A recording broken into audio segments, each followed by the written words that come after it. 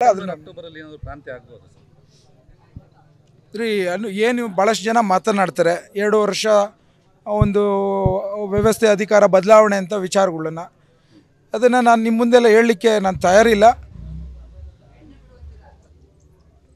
ಒಂದು ಸೂಚನೆ ಇದೆ, ನಾನು ಏನು ಹೇಳಕ್ಕೆ ತಯಾರಿಲ್ಲ. ನಾನು no comments on that issue.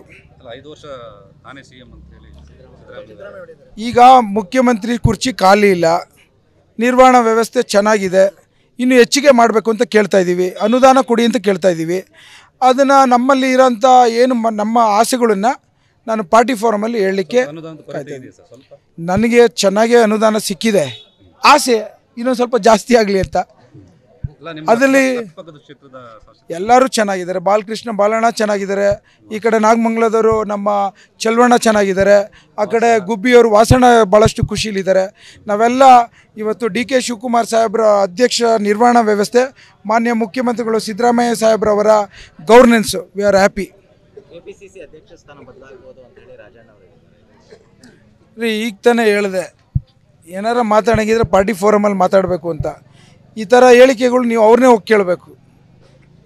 ನಾನಂತೂ ಅದ್ರ ಬಗ್ಗೆ ಕಾಮೆಂಟ್ಸ್ ಮಾಡೋಷ್ಟು ದೊಡ್ಡನಲ್ಲ ನಾನು. ಅಕ್ಟೋಬರಲ್ಲಿ ಏನಾದರೂ ಕ್ರಾಂತಿ ಆಗ್ಬೋದು ರೀ ಏನು ಭಾಳಷ್ಟು ಜನ ಮಾತನಾಡ್ತಾರೆ 2 ವರ್ಷ ಒಂದು ವ್ಯವಸ್ಥೆ ಅಧಿಕಾರ ಬದಲಾವಣೆ ಅಂತ ವಿಚಾರಗಳನ್ನ ಅದನ್ನು ನಾನು ನಿಮ್ಮ ಮುಂದೆಲ್ಲ ಹೇಳಲಿಕ್ಕೆ ನಾನು ತಯಾರಿಲ್ಲ. ಒಂದು ಸೂಚನೆ ಇದೆ, ನಾನು ಏನು ಹೇಳಕ್ಕೆ ತಯಾರಿಲ್ಲ. ನಾನು no comments on that issue. 5 ವರ್ಷ ನಾನೇ ಸಿ ಎಂ ಅಂತ ಹೇಳಿ ಈಗ ಮುಖ್ಯಮಂತ್ರಿ ಕುರ್ಚಿ ಖಾಲಿ ಇಲ್ಲ, ನಿರ್ವಹಣಾ ವ್ಯವಸ್ಥೆ ಚೆನ್ನಾಗಿದೆ, ಇನ್ನು ಹೆಚ್ಚಿಗೆ ಮಾಡಬೇಕು ಅಂತ ಕೇಳ್ತಾ ಇದ್ದೀವಿ, ಅನುದಾನ ಕೊಡಿ ಅಂತ ಕೇಳ್ತಾ ಇದ್ದೀವಿ.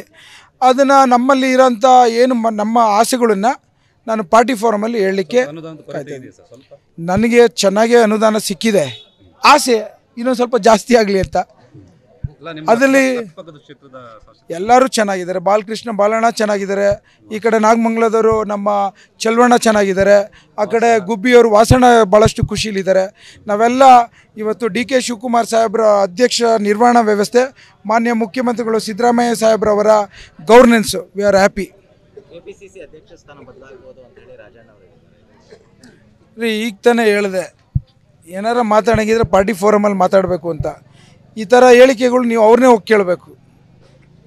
ನಾನಂತೂ ಅದ್ರ ಬಗ್ಗೆ ಕಾಮೆಂಟ್ಸ್ ಮಾಡೋಷ್ಟು ದೊಡ್ಡನಲ್ಲ ನಾನು.